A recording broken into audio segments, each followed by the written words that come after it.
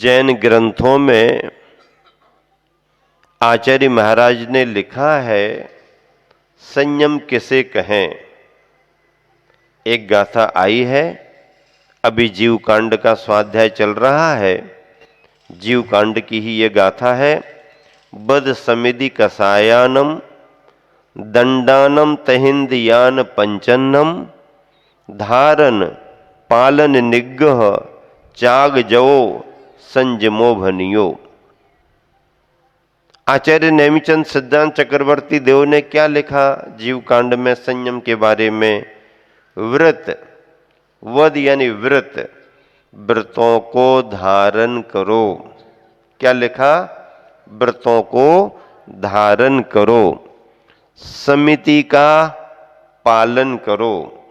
व्रतों को धारण करो, समिति का पालन करो। कसायों का निग्रह करो, कसायों को दबा करके रखो। दंडानम, दंड यानी मन वचन काय की प्रवृत्ति का त्याग करो, मन वचन काय की दुष्प्रवृत्ति का त्याग करो। और इंद्रियान पंचन्नम, पांचों इंद्रियों पर विजय प्राप्त करो। जयो, जीतो उन्हें, जितेंद्रीय बनो। इसका नाम संयम है। कितनी बढ़िया बात, एक ही गाथा में, ऊपर के चरण में अलग, नीचे के चरण में अलग।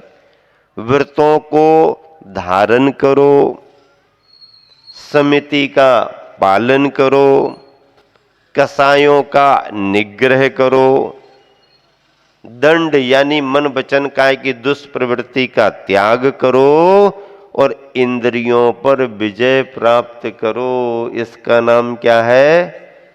इसका नाम क्या है? संयम है। व्रत किसे कहते हैं? 5 पापों के त्याग का नाम व्रत है। 5 पापों के त्याग का नाम व्रत है।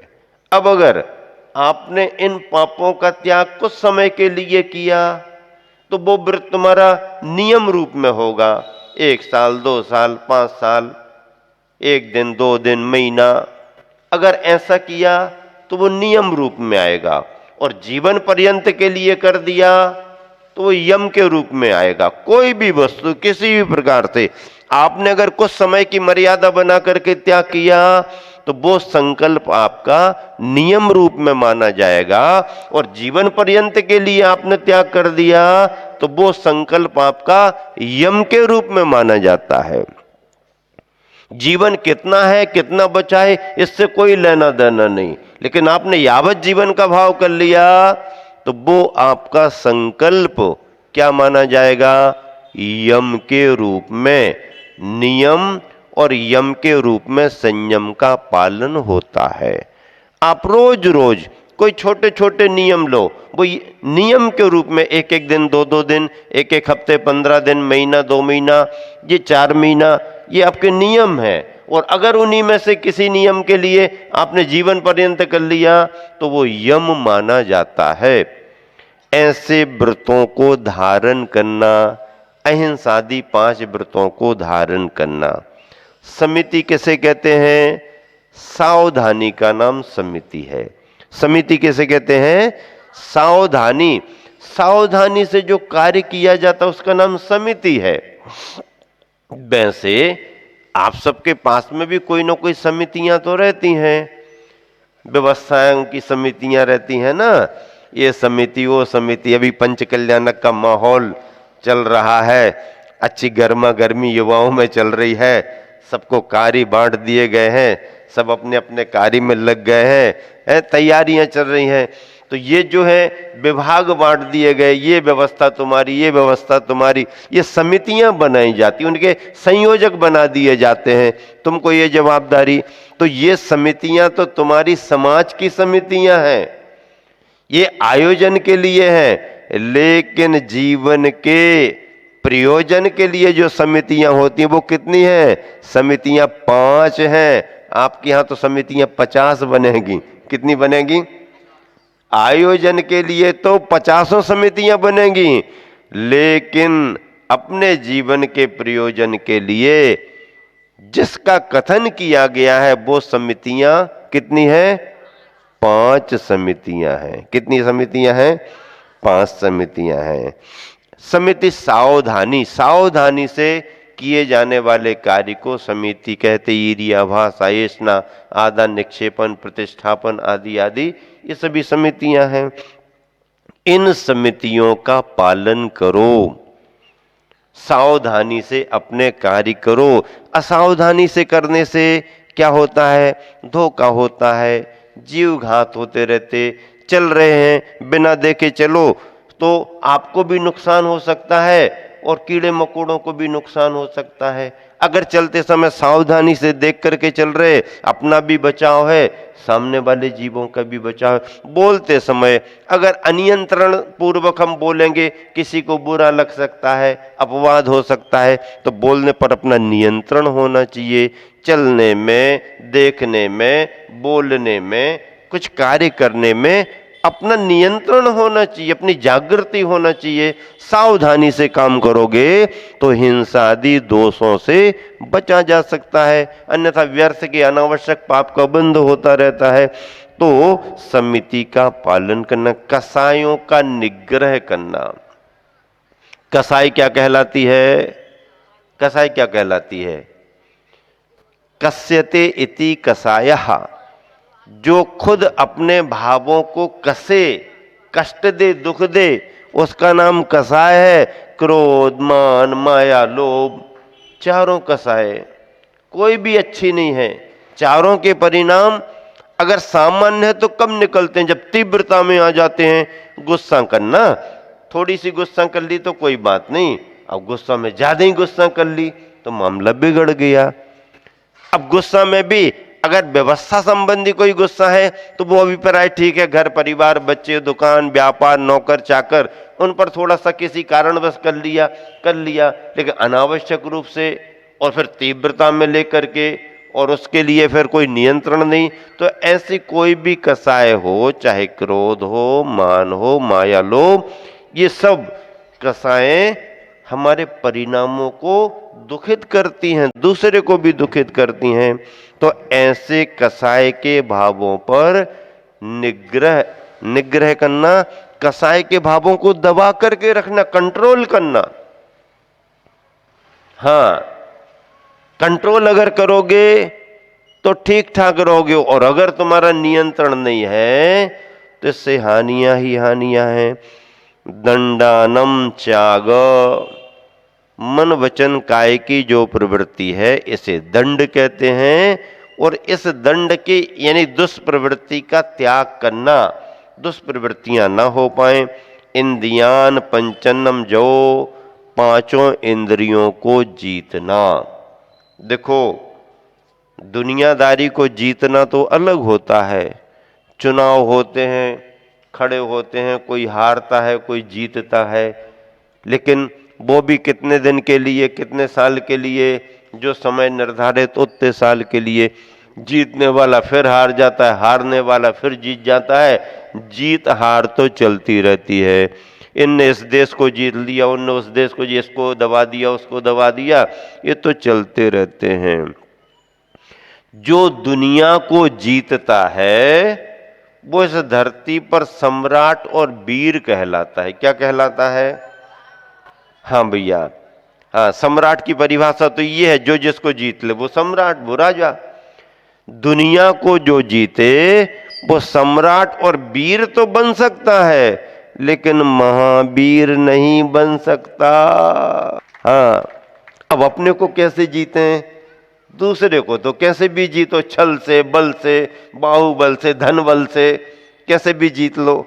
रात भर में चुनाव के माहौल बदल जाते हैं, पता नहीं कैसे बदल जाते हैं, तो तुम छलबल से कैसे भी जीत लो, लेकिन अपने आप को छलबल से नहीं जीत सकते। अपने आप को तो धर्म के माध्यम से ही जीत सकते। सम्राट सिकंदर ने दुनिया को जीता। क्या? सम्राट सिकंदर ने दुनिया को जीता और विश्व का विजेता बना विजेता। कौन नहीं मानता? सब मानते हैं, बना। सिकंदर ने दुनिया को जीता और विश्व विजेता बन गया। लेकिन विश्व विजेता बनने के बाद भी एक समय ऐसा आया जब सिकंदर खुद अपने से हार गया। दुनिया को जीतकर विश्व विजेता बनने वाला सिकंदर खुद अपने से हार गया। अपने से कैसे हारा, कब हारा? अपनी मौत के सामने वो हार गया। और सिकंदर को उस समय कोई नहीं बचा पाया। सिकंदर ने कहा वैद्य से कि तुम मुझे बचा लो, मैं तुम्हें आधा राज्य दे दूंगा। वैद्य कहते हैं इस अवस्था में अब मैं नहीं बचा सकता, पूरा राज्य ले लो। वैद्य कहता तो भी नहीं बचा पाऊंगा। तो सिकंदर कहता फिर इतना इतना समय मेरे को दे दो कि मेरे देश से मेरी मां को मेरे पास तक बुला दो। वैद्य ने कहा अभी आप समुद्री मार्ग पर हो, इतना समय नहीं है कि यूनान से आपकी मां को बुला लिया जाए। और कोई नहीं आ पाया और सिकंदर को बीच में ही विश्व विजेता बनकर के भारत से जब लौट रहा था अपने देश के लिए, तो रास्ते में ही उसका निधन हो गया। और जब ये मरण की स्थिति बनी तो सिकंदर ने क्या कहा फिर सभी से, मंत्रियों से, मंत्रीवर जब यही स्थिति बन गई है तो अपने देश ले जाने के बाद फिर जब ये जनाजा निकाला जाए तो जरा अलग तरह का निकालना। कैसा निकालना? दोनों हाथ बाहर दिखाना और खाली हाथ दिखाना। मंत्रियों ने कहा सम्राट महाराज ऐसा नहीं हो सकता है, ये सब कायदे कानून के विरुद्ध होगा। तो सिकंदर ने कहा इस सिकंदर ने कायदे कानून के विरुद्ध होकर के ही तो विश्व को जीता है ना। जब कायदे कानून के विरुद्ध होकर के विश्व को जीता तो विश्व वालों को यह बता देना कि जीत भले लिया लेकिन अपने साथ कुछ भी लेकर के नहीं गया, खाली हाथ दिखाना।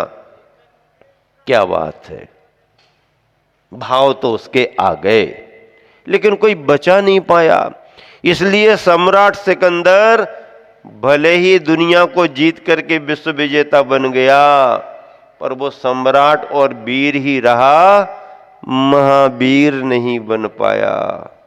महावीर बनने के लिए दुनिया को जीतने की जरूरत नहीं है, अपने आप को जीतने की जरूरत होती है। जो अपने आप को जीत लेता है वो सम्राट और वीर तो होता ही होता है, सच्चे अर्थों में महावीर भी होता है। इसीलिए इंद्रियों को जीतो। अरहंतों के नाम में एक जितेंद्रिय नाम आता है, जित इंद्रिय। इंद्रियों को जिन्होंने जीत लिया, अपने मन पर जिन्होंने नियंत्रण कर लिया, वो जितेंद्रिय माने जाते हैं। एक रूपक है, बीच में याद आ गया। नियंत्रण अच्छा रहता है, अनियंत्रण का परिणाम बुरा रहता है। एक बार ऐसा हुआ, एक व्यक्ति भोजन कर रहा था, बढ़िया भोजन था, अच्छा सब आयोजन था। भोजन करते करते जिह्वा को अच्छा स्वाद मिल रहा था।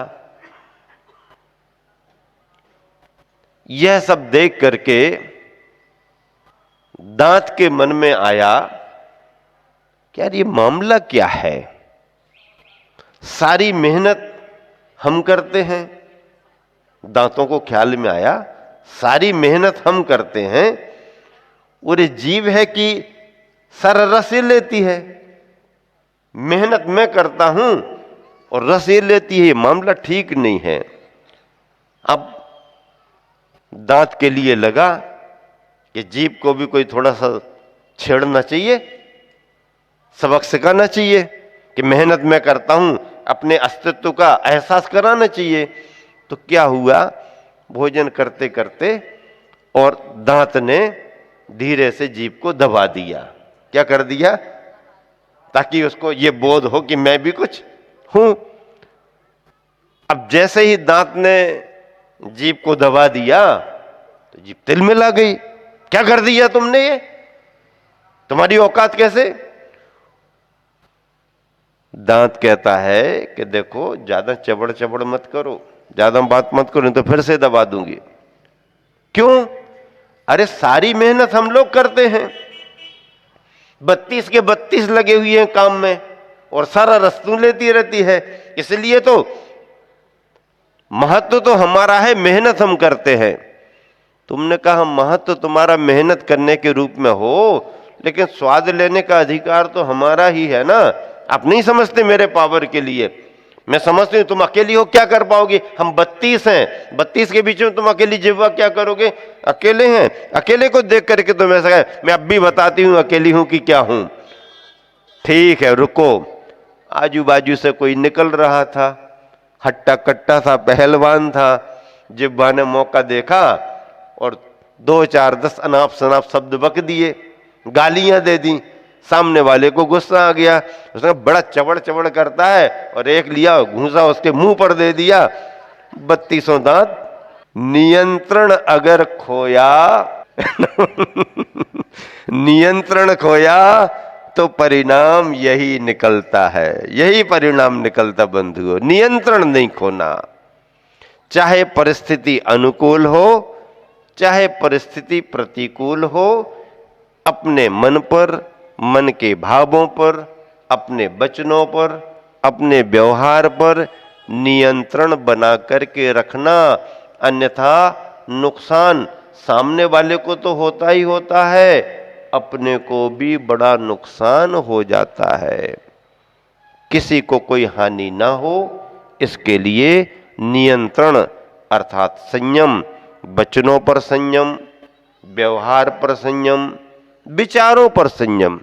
अपने विचारों पर भी संयम होना चाहिए, अपने वचनों पर भी लगाम संयम होना चाहिए, अपने व्यवहार में भी नियंत्रण होना चाहिए। दुनिया में जितने भी खेल खेले जाते हैं सबकी नियमावली है। हॉकी खेलोगे इस नियमावली से, फुटबॉल खेलोगे इस नियमावली से, कैरम खेलोगे इस नियमावली से, गिल्ली डंडा खेलोगे इस नियमावली से, क्रिकेट खेलोगे इस नियमावली से। कोई भी ऐसा खेल नहीं है, चाहे कबड्डी हो, चाहे खो खो हो, चाहे छोटे हो, चाहे बड़े हो, कोई भी खेल होते हैं उनकी नियमावली होती है। लेकिन तुमने अपने जिंदगी के इस खेल में कोई नियमावली बनाई कि नहीं बनाई? कोई नियमावली नहीं। मन में आया खाया, भक्ष्य की अभक्ष्य कोई मतलब नहीं। मन में आया गाया, अच्छा है कि नहीं है कोई मतलब नहीं। मन में आया खरीदा, आवश्यक है कि नहीं कोई मतलब नहीं। मन में आया बोलचाल उपयोगी है कि नहीं है कोई मतलब नहीं। हित और अहित का विचार किए बगैर जो जैसा मन में आ रहा ये दुनिया कर रही है, इसी का नाम असंयम है।